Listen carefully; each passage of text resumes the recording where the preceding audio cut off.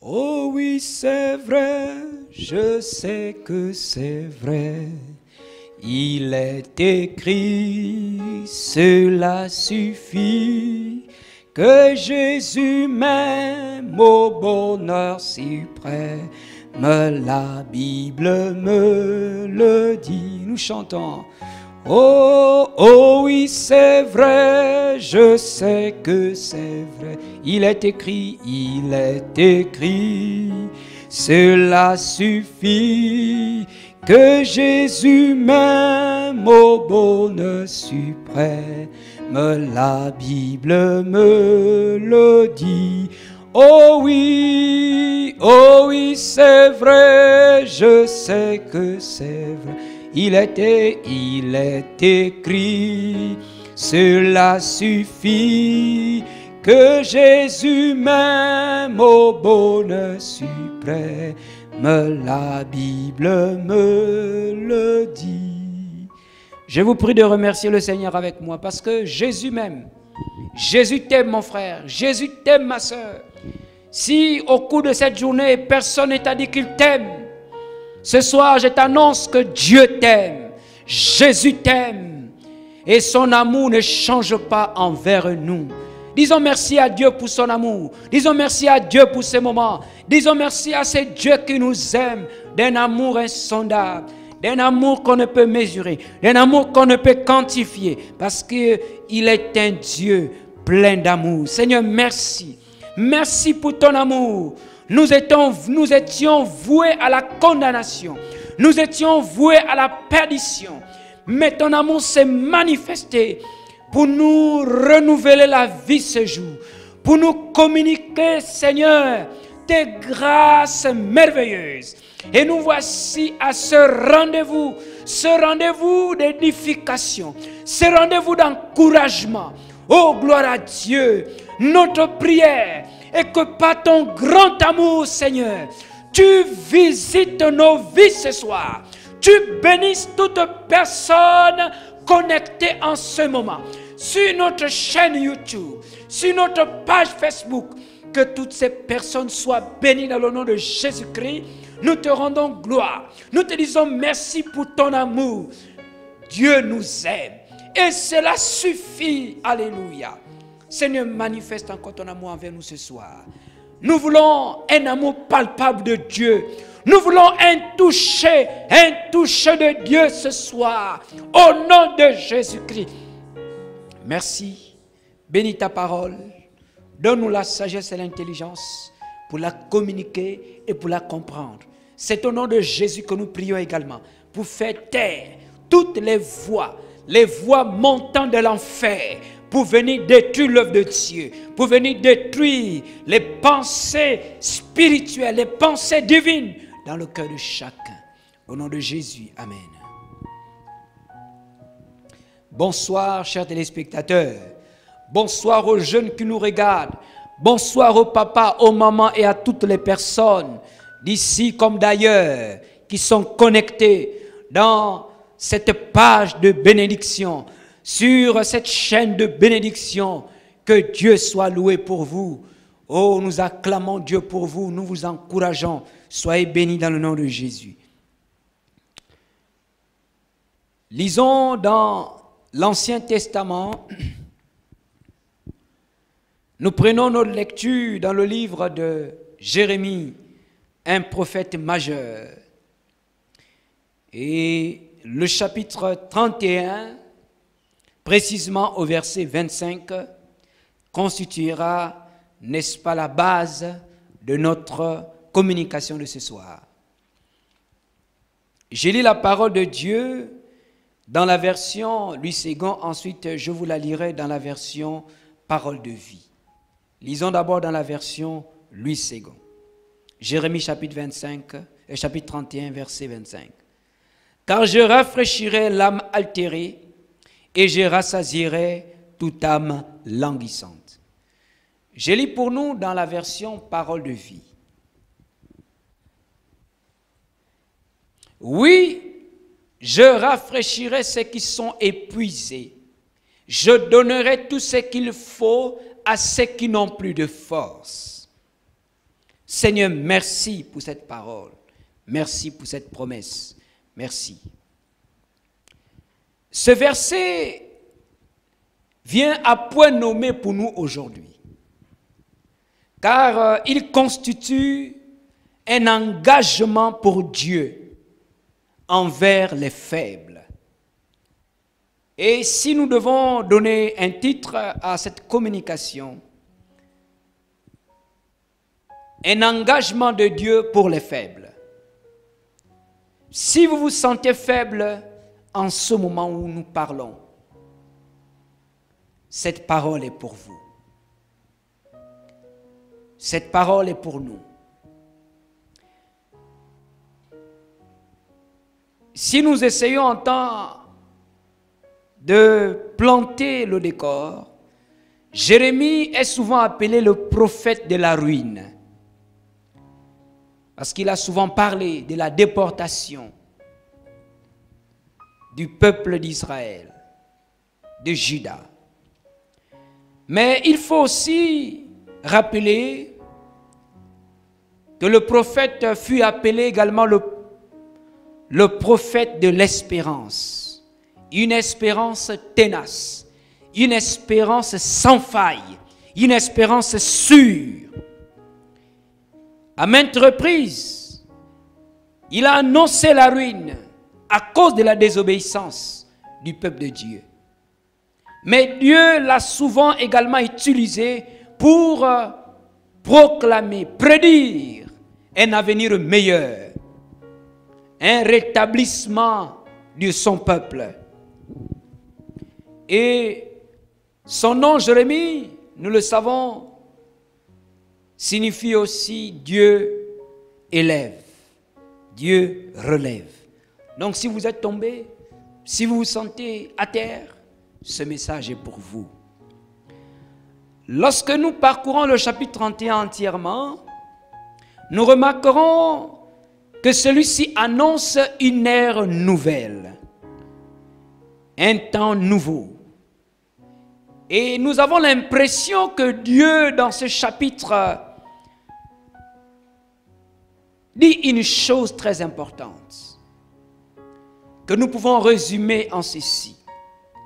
À des temps nouveaux, des voies nouvelles, des forces nouvelles avec le Seigneur. À des temps comme celui-ci, un temps de crise, ce sont des temps nouveaux, ce sont des temps particuliers. Mais dans ces temps difficiles, Dieu ouvre également des voies nouvelles. Dieu donne également des forces nouvelles à ceux et celles qui se sentent faibles. Et par la grâce de Dieu, Jérémie annonce le rétablissement de Juda. Il annonce que le royaume du Sud sera rétabli. Parce que ses fils étaient partis en captivité. Et ce royaume était resté dans la désolation. Alors, Dieu demande à Jérémie de prophétiser, d'annoncer le rétablissement, le relèvement de ce royaume, de son peuple. Dans le verset que nous venons de lire, ce verset montre que Dieu sait que parmi ses enfants, il y a certains croyants qui sont épuisés. Épuisés. Ce verset montre aussi que Dieu sait que parmi ses enfants, d'autres croyants n'ont plus de force. Il y a des épuisés, il y a ceux qui n'ont plus de force. Ceux qui pratiquent de l'athlétisme, lorsque vous courez pendant longtemps, vous vous épuisez. Vous vous épuisez. Vous perdez des forces. L'apôtre Paul comparait la marche chrétienne, notre communion avec Dieu, comme une course. Et à ce titre, il disait à Timothée que l'athlète n'est pas couronné s'il n'a pas couru. Il faut que l'athlète court. Et il devait courir selon les règles pour être couronné. Est-ce que nous courons encore selon les règles? Est-ce que nous marchons encore selon les règles de Dieu? Est-ce que nous sommes capables d'aller jusqu'au bout? Parce qu'il y a des épuisés. Il y a ceux qui sont désormais sans force depuis que les lieux de culte sont fermés. Mais ce soir, je nous annonce que Dieu avait pris un engagement au temps de Jérémie. Et ce Dieu n'a pas changé. Il avait pris un engagement à l'endroit des faibles. Il dit oui, je rafraîchirai ceux qui sont épuisés. Si vous vous sentez épuisé spirituellement, physiquement, vous ne vous retrouvez plus dans votre marche chrétienne. Vous ne vous retrouvez plus dans la foi. Cette parole est pour vous ce soir. Or, nous le savons, le Seigneur Jésus, notre Sauveur, a dit ceci. Mais celui qui persévérera jusqu'à la fin sera sauvé. Il le dit dans Matthieu chapitre 24. Celui qui persévérera jusqu'à la fin sera sauvé. Donc il ne s'agit pas de commencer la marche. Il ne s'agit pas de courir. Mais il faut aller au bout de la course. Il faut persévérer jusqu'à la fin. Et ceux qui vont persévérer jusqu'à la fin seront sauvés. Est-ce que nous persévérons encore? Est-ce que nous courons encore selon les règles de Dieu? Jésus a dit, celui qui ira jusqu'à la fin sera sauvé. Nous devons persévérer dans les voies droites du Seigneur. Et si nous ne sommes plus capables de le faire, c'est la raison d'être de ce verset 25 dans la prophétie de Jérémie. Nous devons normalement persévérer jusqu'à la fin. Mais si nous nous sentons actuellement incapables de persévérer, nous avons une promesse. Dieu a déjà pris un engagement pour nous venir en aide. Notre foi a pour espérance la joie de Dieu, la vie éternelle. C'est l'espérance de notre foi. Sinon, nous ne servons à rien dans le Seigneur. Mais la foi que nous avons en Jésus a une espérance. Et c'est pour cela que Jésus, lorsqu'il donnait cette parabole des ouvriers et leurs maîtres, il est dit, bon et fidèle serviteur, entre dans la joie de ton maître. Bon et fidèle serviteur, entre dans la joie de ton maître. Nous devons espérer, nous devons marcher, nous devons courir pour entrer dans la joie de Dieu. Et beaucoup ne marchent plus pour entrer dans la joie de Dieu. Beaucoup ne vivent plus pour entrer dans la joie de Dieu. Jésus a dit, ceux qui auront fait le bien ressusciteront pour la vie. Ceux qui auront fait le bien ressusciteront pour la vie. Je nous disais que nous sommes appelés à marcher dans les voies droites du Seigneur. Notre foi a pour espérance la vie éternelle, et ceux qui auront fait du bien ressusciteront pour la vie. Alors, si nous nous sentons fatigués, si nous nous sentons épuisés, si nous manquons de force, Dieu s'est engagé au temps de Jérémie le prophète à rafraîchir ceux qui sont épuisés et à redonner tout ce qu'il faut à ceux qui n'ont plus de force, à ceux qui n'ont plus de force pour suivre Dieu selon les règles divines. Bien-aimés dans le Seigneur, il y a des choses qui consomment énormément nos forces. Dieu ne les ignorait pas au temps de Jérémie. Et Dieu ne les ignore pas aujourd'hui, que beaucoup de choses consomment nos énergies, notre énergie spirituelle, nos forces. C'est pourquoi il dit que tous ceux qui s'épuisent à chaque instant doivent recourir à lui. Parmi les choses qui nous épuisent, il y a les épreuves, comme cette épreuve dans laquelle nous sommes aujourd'hui. L'épreuve due au Covid-19. Malgré l'allègement des mesures du confinement,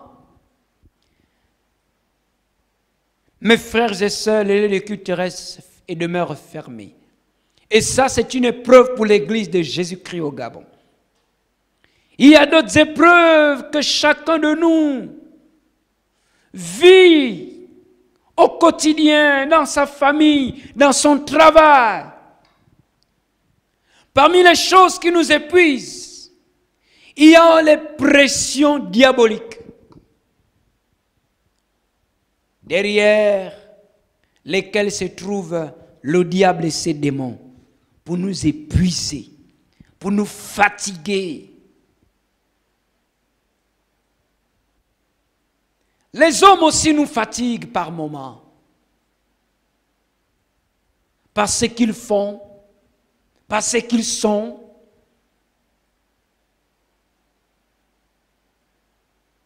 Si vous êtes appelé à supporter le caractère de quelqu'un pendant des années, il vous faut le fruit de l'esprit. Et si vous n'avez plus de fruit de l'esprit, vous vous épuisez. Parmi les choses qui nous fatiguent, il y a le labeur, donc le travail. Certes, il est nécessaire,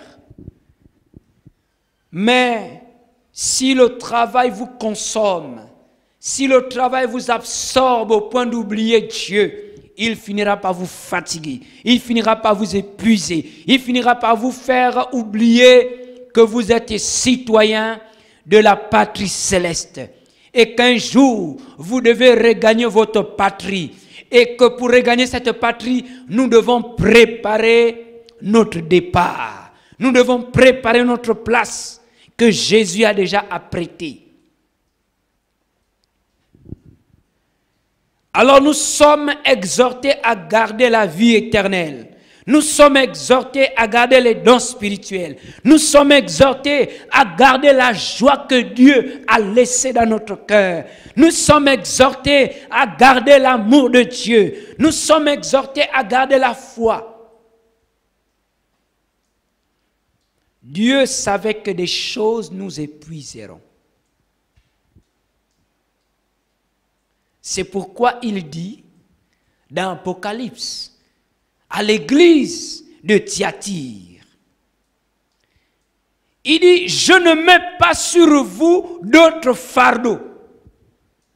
Dieu dit non, ça suffit, vous avez déjà souffert ou vous souffrez déjà.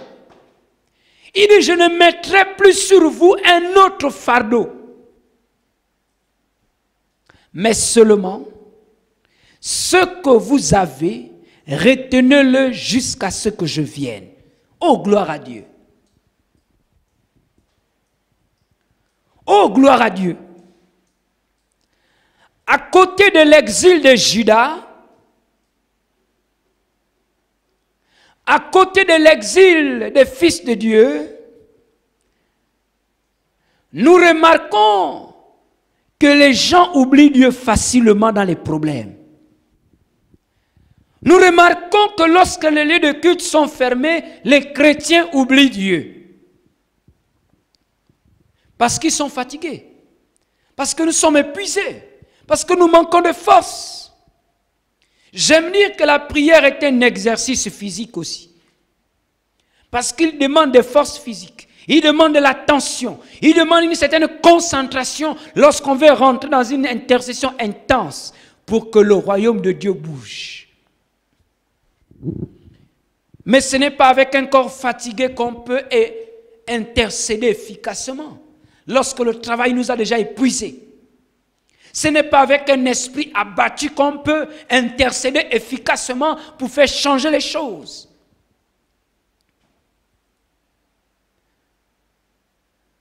Quelle est la conséquence? Nous devons garder, nous devons retenir les valeurs qui nous feront rentrer dans la joie de notre Dieu. Nous devons les garder. C'est ce que le Seigneur Jésus dit à l'église de Thyatire. Il dit, vous devez garder ce que vous avez retenu. Vous devez garder, vous devez retenir jusqu'à ce que je vienne. Quelles sont ces valeurs que nous devons garder? Parmi ces valeurs, nous avons la bonté, le fait d'être bons les uns envers les autres. C'est pourquoi Jésus disait, bon et fidèle serviteur, rentre dans la joie de ton maître. Nous devons garder ces valeurs, le fait d'être bons les uns envers les autres. Lorsqu'on est épuisé, par moments on a de la tristesse dans le cœur, on a de la haine, on n'est plus bon les uns envers les autres, madame n'exerce plus ce fruit de l'esprit qu'on appelle la bonté envers son mari, le mari n'exerce plus ce fruit de l'esprit envers sa femme, le fils, le père, la mère, parce qu'on est épuisé, on a perdu, on n'a pas gardé cette valeur. Nous devons garder également la fidélité en Dieu en toutes choses. Mes frères et sœurs, ce n'est pas parce que les lieux de culte sont fermés que nous ne serons plus assidus à la prière, que nous ne serons plus fidèles dans nos engagements envers Dieu. Ce n'est pas parce que les lieux de culte sont fermés que nous ne serons plus fidèles dans le paiement de nos dîmes, dans nos actions de grâce, dans nos engagements. Ce n'est pas parce que les lieux de culte sont fermés que nous ne serons plus fidèles à Dieu. Nous devons demeurer fidèles à Dieu en toutes choses. Jésus a dit, bon et fidèle serviteur, entre dans la joie de ton maître. Nous devons également retenir, garder la sainteté. Car Jésus disait aux Juifs, heureux ceux qui ont le cœur pur, car ils verront Dieu. Mais quelqu'un qui est épuisé par les choses de ce monde, quelqu'un qui est fatigué par l'amour de l'argent, quelqu'un qui est fatigué par le péché, quelqu'un qui est épuisé par les épreuves, prêt à abandonner le Seigneur, il se laissera emporter par tout genre de choses. Mais nous devons demeurer fidèles. Le Seigneur dit, sois fidèle jusqu'à la mort. Il dit, ne crains pas ce que tu vas souffrir. Voici, le diable jettera quelques-uns de vous en prison, afin que vous soyez éprouvés. Et vous aurez une tribulation de 10 jours. Il dit, malgré ça, le diable se lèvera, mais ne craignez pas. Vous aurez à souffrir. Oui, comme nous souffrons actuellement. Il dit, vous aurez à souffrir. Le diable, notre adversaire, vous fatiguera, vous épuisera. Ici, pour cette église, c'était la prison. Les chrétiens étaient jetés en prison. Mais pour notre siècle, il y a la prison, il y a beaucoup de choses que Satan suscite pour épuiser le peuple de Dieu, fatiguer l'église de Jésus-Christ. Alors que nous sommes encouragés à demeurer fidèles jusqu'à la mort. Et Dieu nous donnera la couronne de vie. Nous devons demeurer fidèles jusqu'à la mort. Paul dit que l'athlète n'est pas couronné s'il n'a pas couru selon les règles. Oui, nous devons retenir les règles de Dieu pour la foi. Nous devons retenir les principes de Dieu. Nous devons retenir ce que le Seigneur a mis en nous. Nous devons retenir sa parole. Bannissons les règles diaboliques qui sont rentrées dans notre monde aujourd'hui, qui sont même rentrées dans le christianisme, dans l'église de Jésus-Christ, au moyen des hommes. Nous devons veiller à ne pas appliquer les règles diaboliques dans notre marche.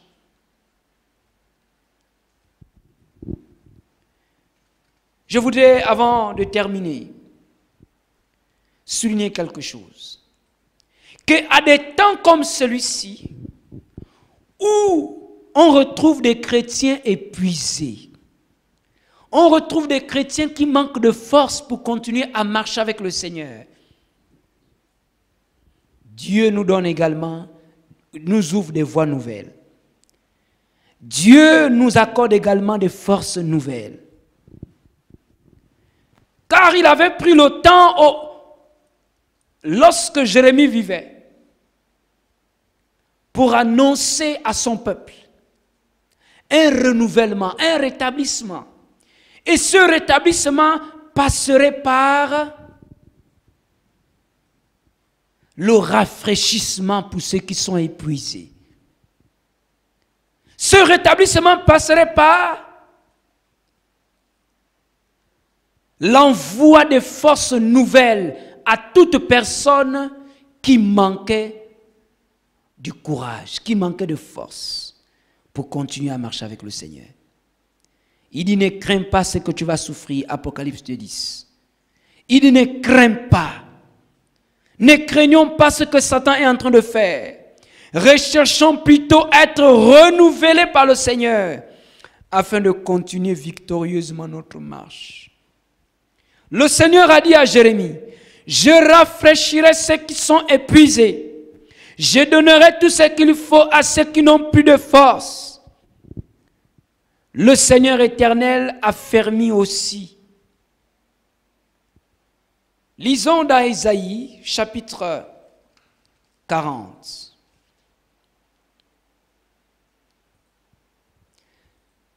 Vous trouverez dans le verset 29 ceux à qui Dieu donne des forces nouvelles. Si vous vous sentez fort, le renouvellement n'est pas pour vous. Mais si vous vous sentez faible ce soir, dans votre maison où vous êtes, Dieu vous renouvellera des forces au nom de Jésus-Christ. Voici ce que dit la Bible. Il redonne des forces à celui qui en manque. Il rend courage à celui qui est épuisé. Gloire à Dieu. Gloire à Dieu. Gloire à Dieu.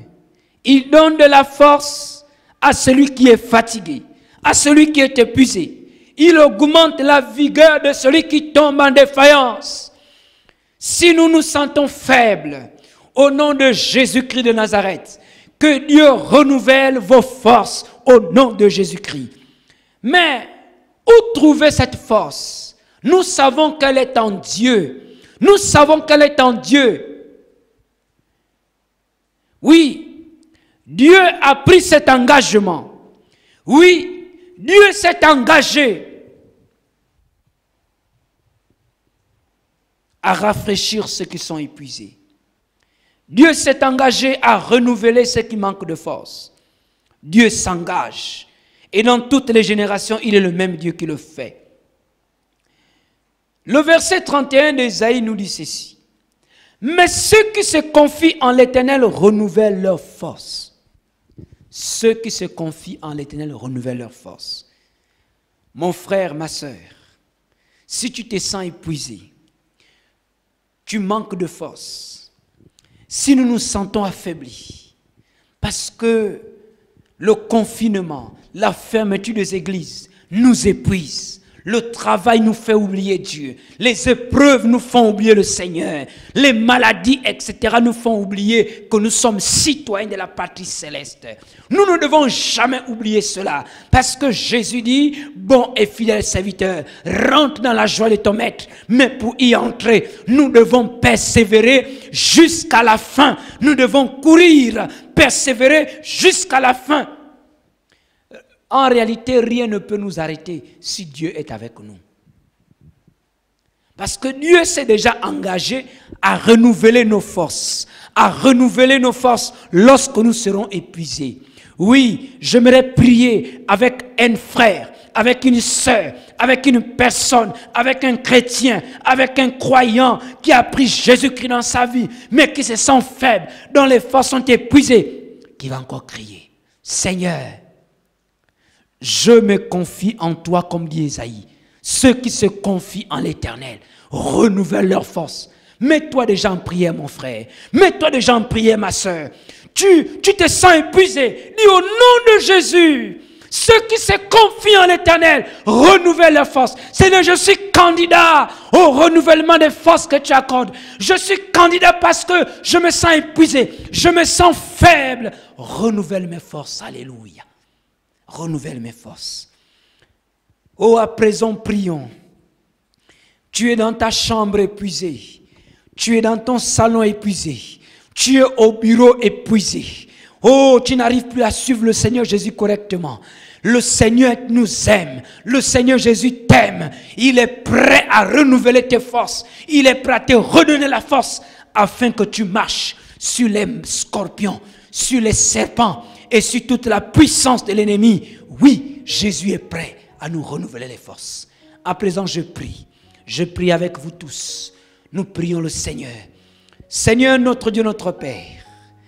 Oh, merci pour cet engagement que tu pries il y a plusieurs siècles.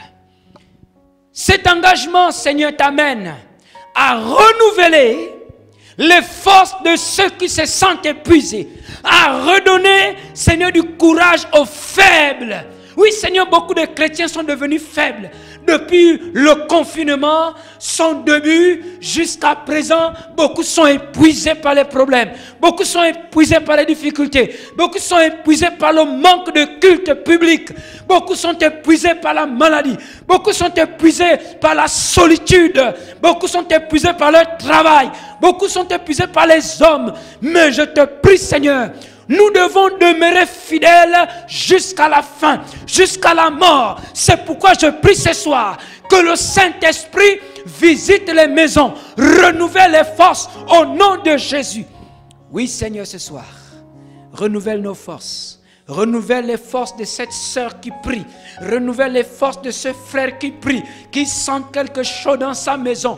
Que sa maison se transforme en un lieu où la présence de Dieu descend. Au nom de Jésus, Seigneur, je prie que là où chacun de nous est en prière, demandant à Dieu de renouveler ses forces, de renouveler sa vie spirituelle, de renouveler sa communion, qu'il y ait une atmosphère du ciel, que l'atmosphère des cieux vienne sur nous. Au nom de Jésus, Seigneur, fais quelque chose. Que tous et toutes celles qui se sentent épuisées soient renouvelés dans le nom de Jésus-Christ. Alléluia.